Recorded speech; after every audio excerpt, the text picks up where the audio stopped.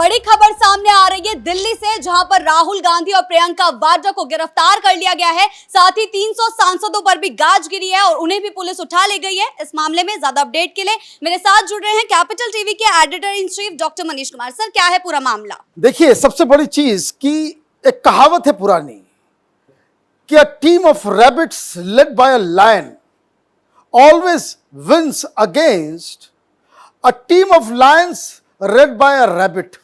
मतलब इसका यह है कि अगर बिल्कुल देसी भाषा में समझाएं कि गीदड़ों की टीम का लीडर अगर शेर हो तो वो सारा का सारा वो जो गीदड़ जो है वो भी शेर बन जाते हैं, और अगर शेरों की टोली हो और लीडर गीदड़ हो जाए तो वो जो सारे शेर जो हैं वो गीदड़ बन जाते हैं। इसका लब्बो लुभाव यही है। क्या आ रही तस्वीरें? आप आंदोलन करने के लिए लोगों ने आपको पार्लियामेंट भेजा है, आपको इसलिए भेजा गया। भाई देखिए, लोग आंदोलन करते हैं कि ताकि वो संसद में जा सकें, और ये सांसद सड़क पे उतर रहे हैं। वो बताइए, वो अखिलेश यादव वो छड़प रहे हैं, बैरिकेड को तोड़ रहे हैं। ये अच्छा लगता है?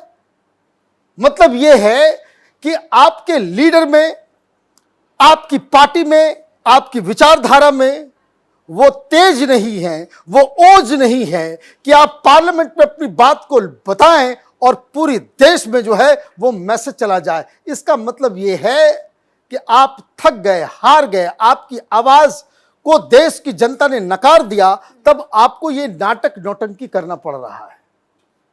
अदरवाइज इलेक्शन कमीशन तक मार्च करने की क्या आवश्यकता है?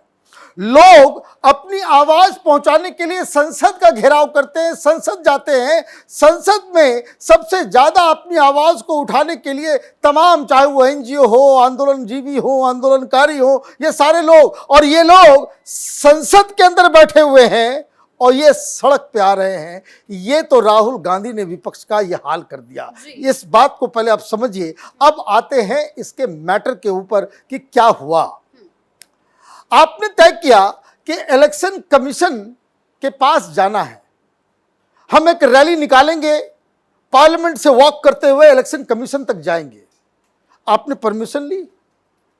बनाना रिपब्लिक है ये।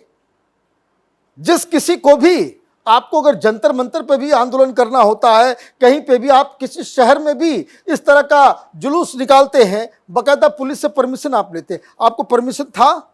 नहीं जी।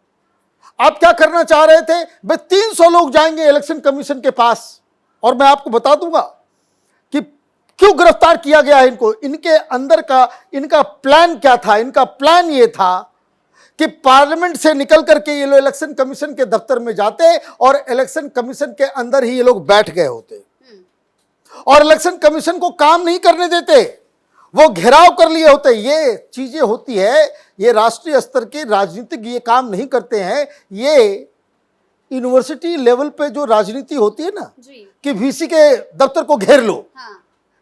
जो एडमिनिस्ट्रेशन है उसके बाहर जो है धरना प्रदर्शन कर लो, ये काम राहुल गांधी करना चाह रहे थे। परमिशन नहीं थी, इसलिए पार्लियामेंट के बाहर ही बैरिकेड कर दिया गया। ये तो इलेक्शन कमीशन के नजदीक तक भी नहीं पहुंचे, पार्लियामेंट से बाहर निकले और सरकार ने कहा कि चूंकि ये आपने पहले बवाल क्रिएट किया हुआ था कि भाई हम वहां जाएंगे, तो आपने धारा 163 लगा दिया। धारा 163 लग जाने के बाद ये तय हो गया कि पुलिस इनको जाने नहीं देगी। अब जाने नहीं देगी, कोई बात नहीं।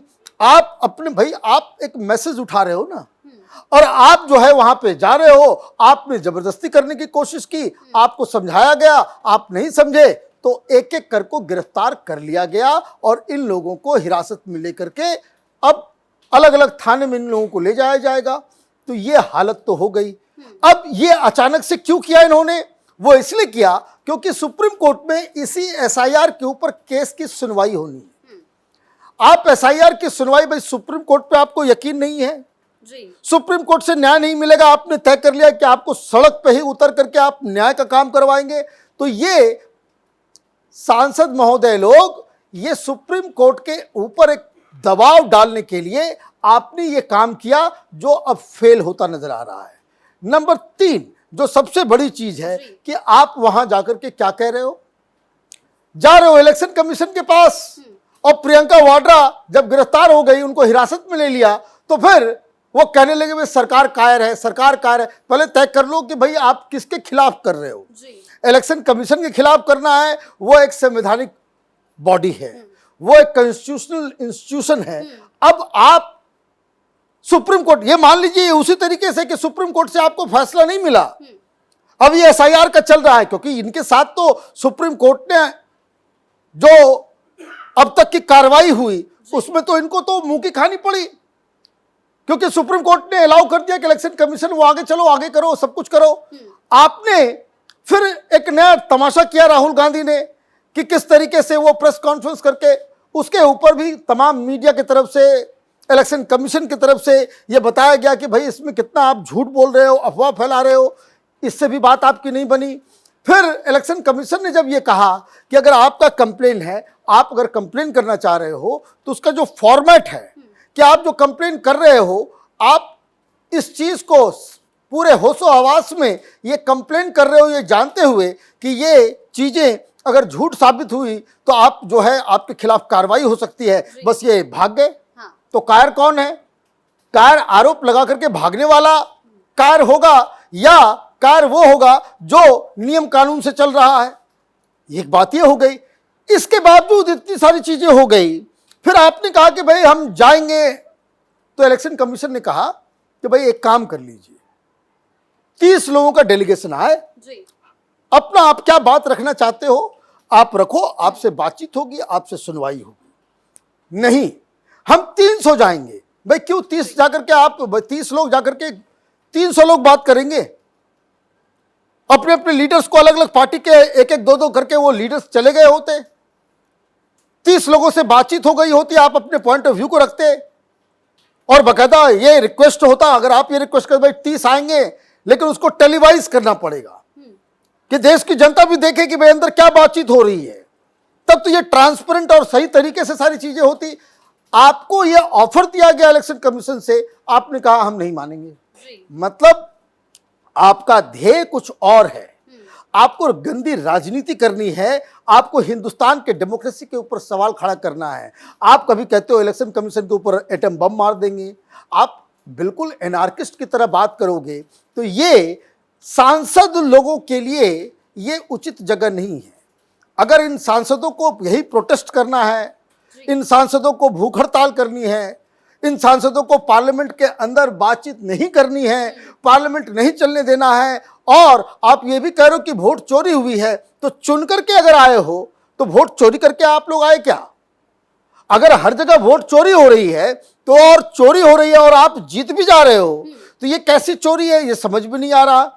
एक और बात जो राहुल गांधी से पूछा जाना चाहिए कि आप कह रहे हो कि आपने कर्नाटक में पूरा आपने स्टडी किया और वोट चोरी का आपने पूरा खुलासा कर दिया, पूरी दुनिया को बता दिया।